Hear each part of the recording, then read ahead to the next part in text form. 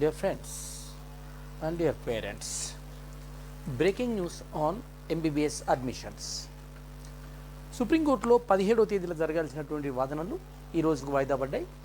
ఈరోజు సుప్రీంకోర్టులో తెలంగాణ వైద్య విద్యలో స్థానిక అంశంపై జరిగినటువంటి కేసు సంబంధించి హైకోర్టు ఇచ్చిన తీర్పుని వ్యతిరేకంగా సుప్రీంకోర్టులో ఇంప్లీడ్ అయి దాని మీద స్టేటస్ కో కావాలని హైకోర్టు తీర్పు మీద స్టేటస్ కో కావాలని ప్రభుత్వం కోరడం జరిగింది.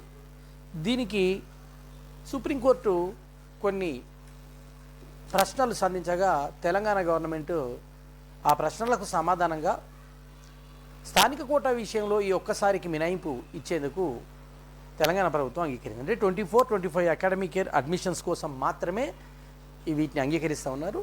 అయితే ఈ స్థానికతకు సంబంధించి 53 కేసులు హైకోర్టులో వేయడం జరిగింది. ఆ జీవోను కొట్టివేయాలని, మాకు సీట్లు కేటాయించాలని కోరడం జరిగింది. అయితే ఈ ఒక్కసారికి మాత్రము ఈ 53 పిటిషన్లో పాల్గొన్న వాళ్ళు ఒకవేళ కనుక ఎలిజిబిలిటీ కలిగి ఉంటే వారికి తప్పకుండా 33A జీవో నెంబర్ 3A పక్కకు పెట్టేసి ఈసారికి మాత్రము వీళ్ళకి సీట్లు కేటాయిస్తామని సుప్రీంకోర్టుకి తెలంగాణ ప్రభుత్వము అఫిడవిట్ సమర్పించడం జరిగింది. తెలంగాణ ప్రభుత్వ వాదనలను పరిగణలో తీసుకున్నటువంటి సుప్రీంకోర్టు వెంటనే దీని మీద పూర్తి అంశాలను 3 వారాలకి వాయిదా వేసింది.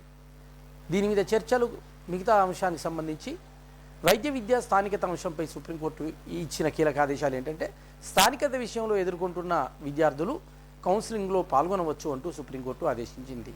ఎందుకంటే తెలంగాణ ప్రభుత్వం ఈసారికి మినాయించి వారికి కూడా మేము సీట్లు కేటాయిస్తాము అని చెప్పడం జరిగింది. ప్రతివాదులకు నోటీసులు జారీ చేసి 3 వారాల్లో కౌంటర్ దాఖలు చేయాలని ఇటు 53 మంది అభ్యర్థులకి మరియు హైకోర్టు ఇచ్చినటువంటి తీర్పు మీద ఎవరైతే సుప్రీంకోర్టుకు వచ్చారో తెలంగాణ ప్రభుత్వానికి సంబంధించినటువంటి వైద్య విద్యా మండలి మరియు తెలంగాణ ప్రభుత్వానికి నోటీసులు జారీ చేయడం జరిగింది. ఇక్కడ తదుపరి విచారణను తెలంగాణ జరిగే వరకు తెలంగాణ హైకోర్టు ఇచ్చిన తీర్పుపై స్టేటస్ కో ఇవ్వడం జరిగింది. అంటే ఇప్పుడు తెలంగాణ సంబంధించి ఎంబీబీఎస్ సంబంధించి 17,654 మంది ఈ పోటీలో ఉంటారు.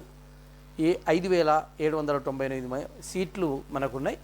ఈ 53 మంది కలుపుకొని 5,798 మంది అప్లై చేసుకోవడం జరిగింది.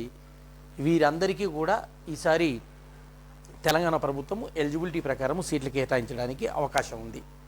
అతి త్వరలోనే ఎలాంటి కమిటీ లేకుండానే తెలంగాణ ప్రభుత్వము నోటిఫికేషన్ జారీ చేయబోతుంది.